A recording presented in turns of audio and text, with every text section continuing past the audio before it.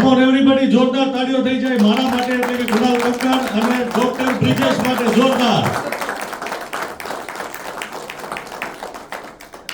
Yes, તો આજે આપણે મેરી કહાનીની શરૂઆત કરીએ તમારા બધાના સ્માઇલની સાથે, કારણ કે આજે આપણી સાથે છે the person who is responsible for our smile, અને જેને હું પ્રેમથી ઇન્ટિરિયર ડિઝાઇનર કહું છું, આપણા મોઢાના, નહીં કે આપણા ઓફિસના કે આપણા ઘરના.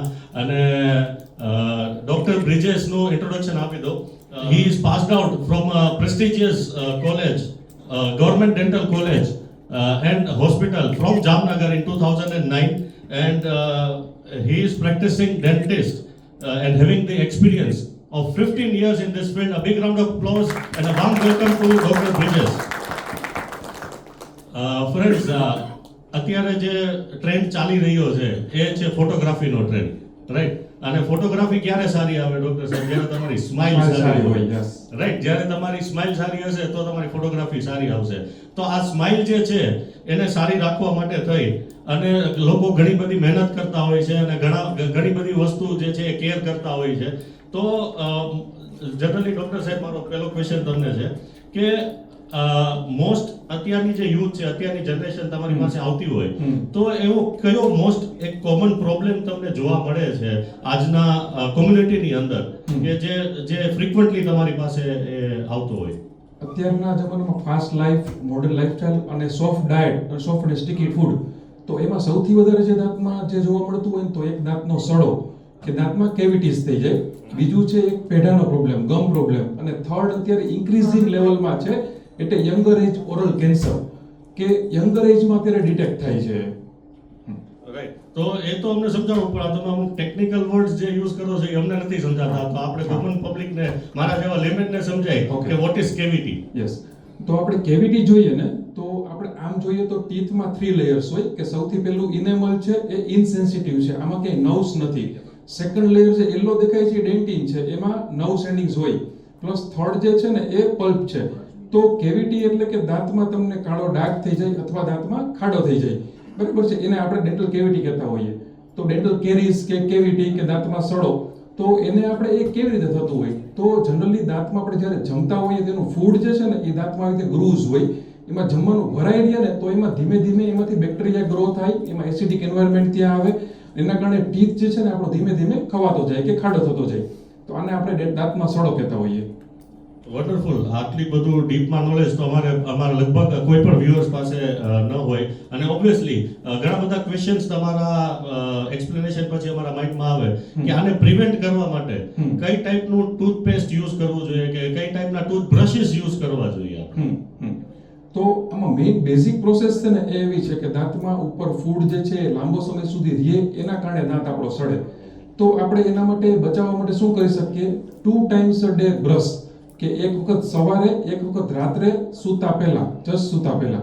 કારણ કે જે દિવસ દરમિયાનનો ખોરાક જે હોય દાંતમાં જે ફસાયેલો હોય એના કારણે દાંતમાં સડો થતો હોય, આપણે ક્લીન કરીને સૂઈએ તો જનરલી શું થાય કે આપણે દાંતમાં સડો ના થાય. પ્લસ રાત્રિ દરમિયાન કેમ વધારે એમ્ફેસિસ કરવાનું? તો રાત્રિ દરમિયાન આપણું જે છે ને સલાઈવા એટલે કે થૂક જે આવતું હોય એ બંધ હોય, પ્લસ 8 થી 10 કલાક ખોરાકના કણો જે જગ્યાએ છે ત્યાં ને ત્યાં જ રહી અને સડો કરે. દિવસ દરમિયાન તો કન્ટિન્યુઅસ આપણું નેચરલ વોશિંગ મિકેનિઝમ કહેવાય કે જે આપણું થૂક જે છે, સલાઈવા છે, એના કારણે food particles within half an hour wash થઈને પેટમાં જતા જ રહેવાના છે. પ્લસ આપણે રેગ્યુલરલી બપોરે જમીને કે રાત્રે જમીને તરત પાણી લેતા હોઈએ તો પણ એ વોશ આઉટ થઈ જતું હોય છે. પણ રાત્રિ દરમિયાન જો ભરાયેલું હોય તો એના કારણે દાંતમાં સડો થવાની શક્યતાઓ બહુ જ વધારે રહેતી હોય છે.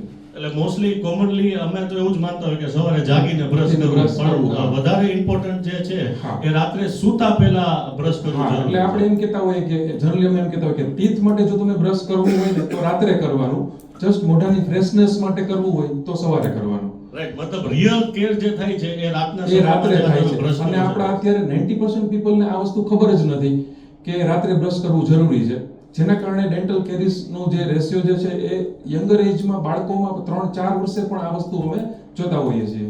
તો આઈ એમ શ્યોર ડોક્ટર સાહેબ આજે ઘણા બધા લોકોને એ પણ ખ્યાલ નહીં હોય કે બ્રશ કેવી રીતે કરવું. અમે જનરલી શું કરીએ, બ્રશ લઈએ, ટૂથપેસ્ટ લગાવીએ અને જ્યાં મજા આવે એમ ઘસતા હોઈએ.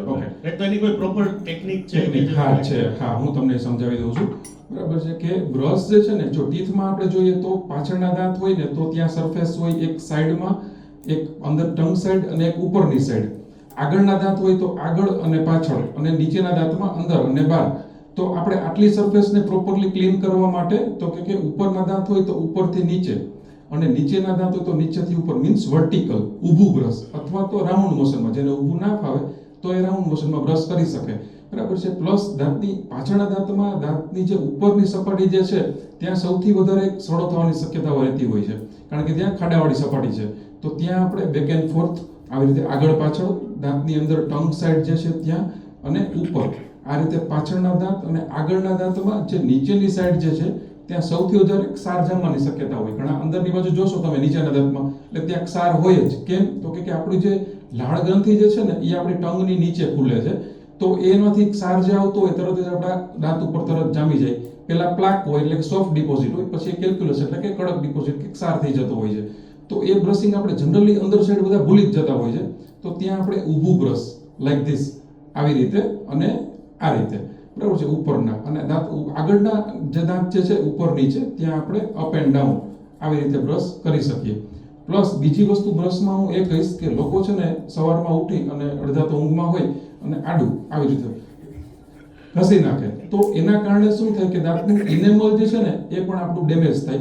પ્લસ ઘણા લોકો જે પાન મસાલા ફાકી ખાતા હોય છે એ લોકોની એવી આદત હોય કે બ્રશ છે ને હાર્ડ યુઝ કરે, એના કારણે શું હોય, એમને એમ કહેવાય કે ડાઘ જે બધા જે છે એ બધા નીકળી જાય. પણ ડાઘ નથી નીકળતા, પણ દાંતનું જે પેઢાનું લેવલ હોય ને ત્યાંથી એ દાંતમાં બધામાં ખાંચા થઈ જાય, દાંત બધા તેના ઘસાઈ ગયા હોય. એટલે બ્રશ ઓલવેઝ છે ને આવી રીતે સોફ્ટ જેન્ટલી એને બ્રશ કરવાનું છે. કે દાંતના બ્રિસલ્સ તમે જોવો ને, આ બ્રિસલ્સ તો એ હાફ લાઈક વર્ક કરે ને, બરાબર છે, આટલું સોફ્ટલી, અને આ એંગલથી ને, નહીં કે અહીંથી બ્રશ નથી કરવાનું, બરાબર છે. તો તમારો ફોર્સ ઓલવેઝ વધારે જ આવશે. ખાલી આ જ એંગલથી ને અહીંથી તમે બ્રશ કરશો તો ઓલવેઝ એ સોફ્ટલી બ્રશ થશે, અહીંથી વધારે ફોર્સ આવશે જ નહીં તમારાથી. એટલે આપણા પોતાના દાંત છે ને એની હારે કુસ્તી નથી નથી કરવાની, કરવાની. પ્રેમથી રાખવાના. પ્રેમથી રાખવાના. અને ડોક્ટર સાહેબ, મેં ઘણા બધા લોકોને જોયું પણ છે કે તમે જે કીધું પાન મસાલા અને ફાકી ખાતા હોય છે, તો એ લોકો ઓલવેઝ એક હથિયાર જે છે એના ખિસ્સામાં જ રાખ્યું હોય, જેને આપણે ટૂથપીક કહીએ, હા. રાઈટ, કે ટૂથપીક થી પણ કંઈક ને કંઈક ફસાણ હોય ને કાઢતા રહેતા હોય છે. તો એ તમારા એના વિશે શું કહેવું છે, કે એ તમે સજેસ્ટ કરો છો કે ના, toothpick is not allowed in dentistry. દિવસ દરમિયાન જો કોઈ પણ દાંત વચ્ચે જગ્યા હોય તો પહેલા તો એ ડેન્ટિસ્ટને દેખાડવું જોઈએ, કારણ કે જગ્યા થઈ છે એનું કારણ કંઈક હોય, કે ત્યાં જો પેઢામાં રોગ હોઈ શકે અથવા બે દાંતની વચ્ચે હિડન કેવિટી હોઈ શકે, તો એ પ્રમાણે તમારે આગળ વધવું જોઈએ. જનરલી લોકો શું કરતા હોય કે ટૂથપીકથી ને કાઢી નાખતા હોય, પણ ટૂથપીકના કારણે એમાં ઇન્ફેક્શન જે છે એ કન્ટિન્યુઅસ હાર્બર રહેતું હોય એ વુડ્સમાં, અને વારંવાર ઇન્ફેક્શન તમને ગમ્સમાં લાગે અને ગમ્સ તમારો જે તે ત્યાં સોજો આવી જતો હોય છે. Thank you so much. A wonderful information by Dr. Bridges. A big round of applause. Thank you. Thank you so much.